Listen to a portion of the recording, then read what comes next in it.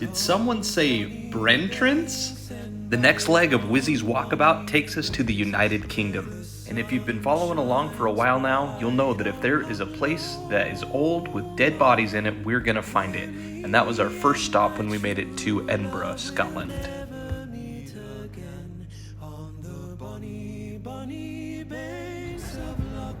This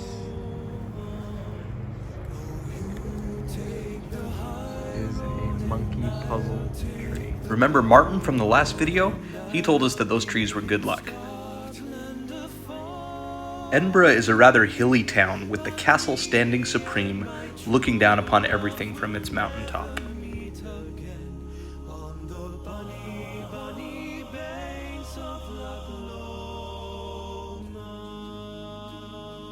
The steely gray stone architecture really stole the show for us as we explored the old parts of the city. The old town didn't disappoint with traditional Scottish music.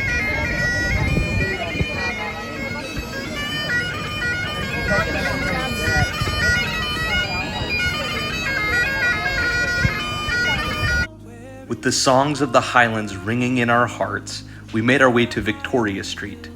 This road is credited for inspiring Diagon Alley in the Harry Potter books. There are even a pair of Harry Potter themed shops if you make a visit. Haggis is the most traditional Scottish meal you can eat. If you aren't familiar with the ingredients, go ahead and Google that right now. This is supposed to be an adventure. What does it taste like? It's like ground sagey meat, but it's really good. It's tasty. You want to try it? She did try it, and her verdict was, yeah, not bad. I picked up this really cool Scottish wool tie in this thrift store right as they were closing.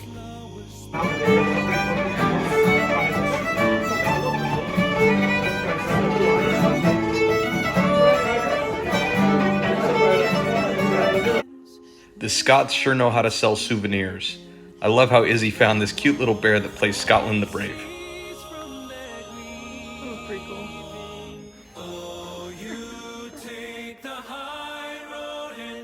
While traveling from point A to B on Wizzy's walkabout is rarely glamorous, we're sure glad that the UK has a great bus infrastructure system.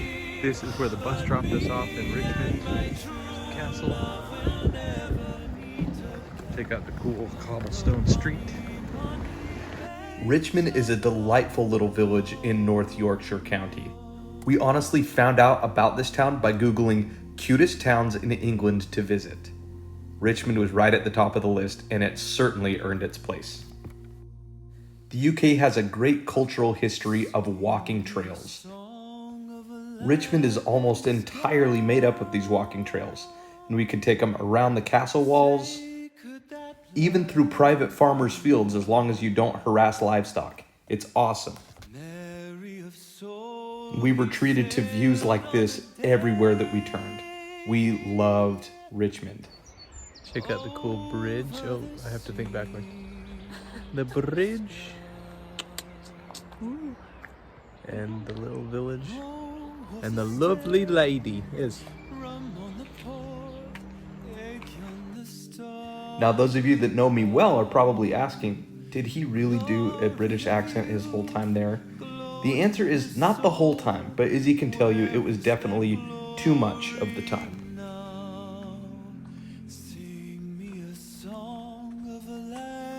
Still in the 1300s. Keep the Scots out.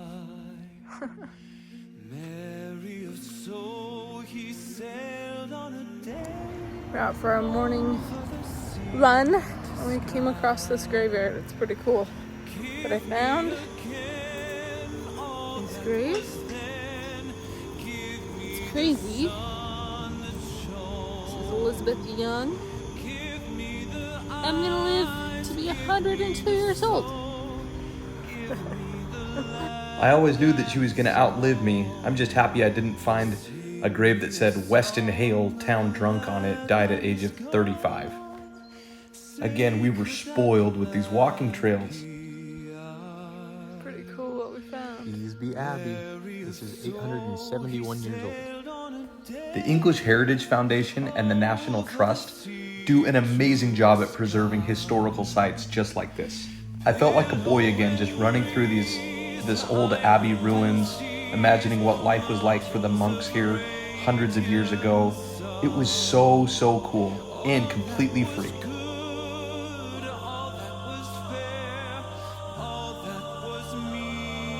My evening walk took me out to this public footpath that went through a farmer's field. I had a blast making more furry friends, or in this case, woolly friends. These sheep were super chill with me walking by and just curious as to what I was about. Also, in the land of Beatrix Potter, you know you're gonna see bunny rabbits, and I saw Peter Cottontail everywhere I looked. I really probably saw 100 or 200 rabbits on this evening walk.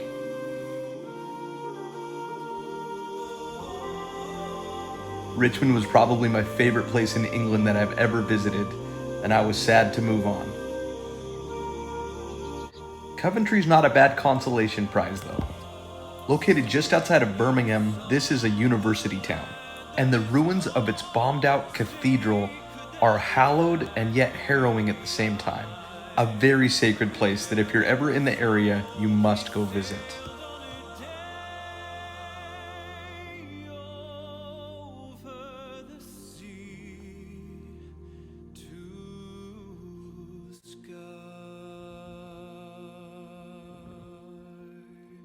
Right across from the ruined cathedral is the new one, linking faith across time and shared sacred experience. Some of these old Tudor buildings date back hundreds of years to the medieval times. Moving on to another world academic capital, Izzy's cousin Shelley hosted us in Oxford.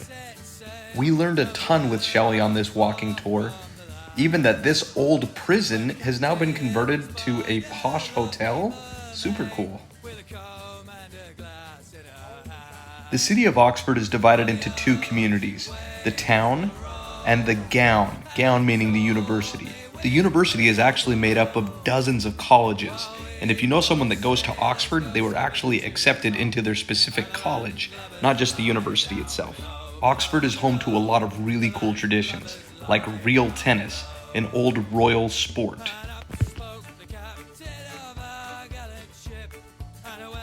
Shelley took us up in this tower to get a good bird's eye view of some of the main colleges around the area. The views were stunning, the architecture was supreme. We absolutely loved it.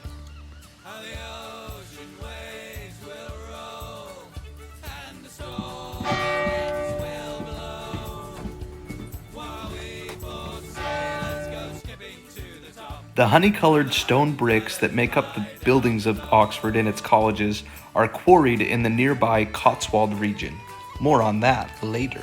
Because of the amazing history and beautiful architecture, you can imagine that Oxford is featured in tons of film projects and movies. See if you can pick out the spot where Professor Mad-Eye Moody turns Draco Malfoy into a white ferret in Harry Potter and the Goblet of Fire.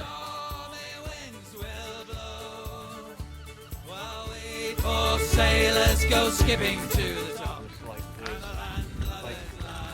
This is Christopher Robin's Henry Dickens, where Winnie the Pooh and his pals lived. This stroll through the grounds of Blenheim Palace made it really easy to see where great writers like C.S. Lewis and J.R.R. Tolkien took inspiration for some of their incredible fantasy wonderlands. Ever since Spain, I have been hearing rooster pheasants crow in the fields, and I finally found one here in Oxford. Look at this guy strutting his stuff. Oxford makes for a great base camp if you're looking to do a day trip into London town. Here we are at Buckingham Palace, dropping in on old King Chuck.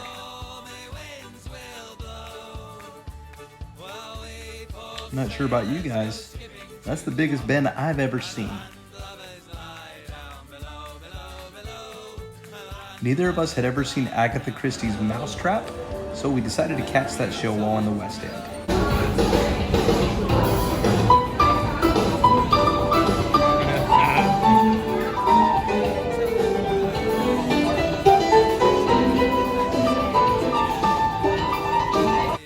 nothing like Spidey just getting it on a keyboard.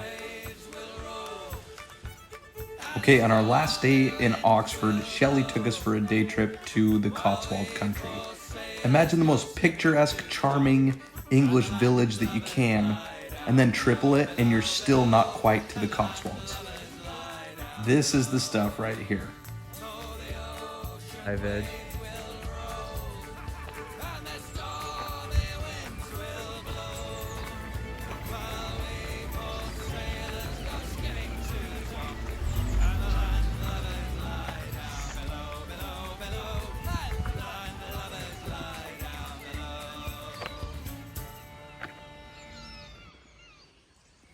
Each village has its own stone chapel, and a lot of times they're called wool churches, meaning that they were built with the money from the wool industry that the Cotswolds are famous for. All of the churches were unlocked and we could go in and see them. They were beautiful.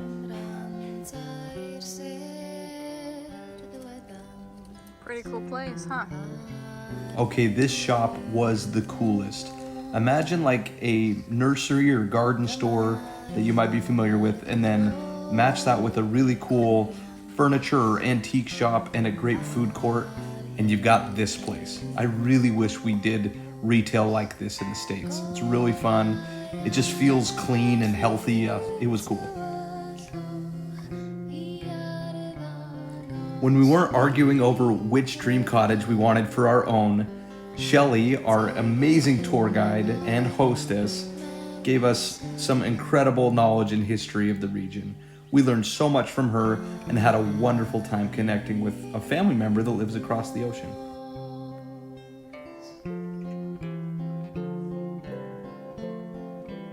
We caught just a little snippet of this cricket match being held at Oxford. Pretty sure the team in white won. Again, John and Shelley, you are legends. This wouldn't have been possible without you. This train is full of We're at King's Cross at platform 10 9 3. 11, 12, Great There's a big line of people right here that want to take their picture on their way to Hogwarts. I didn't have the grades for Hogwarts, so rather than board the Hogwarts Express, we took the Eurostar back to the continent. Subscribe to Wizzy's Walkabout to see what we get up to in Belgium.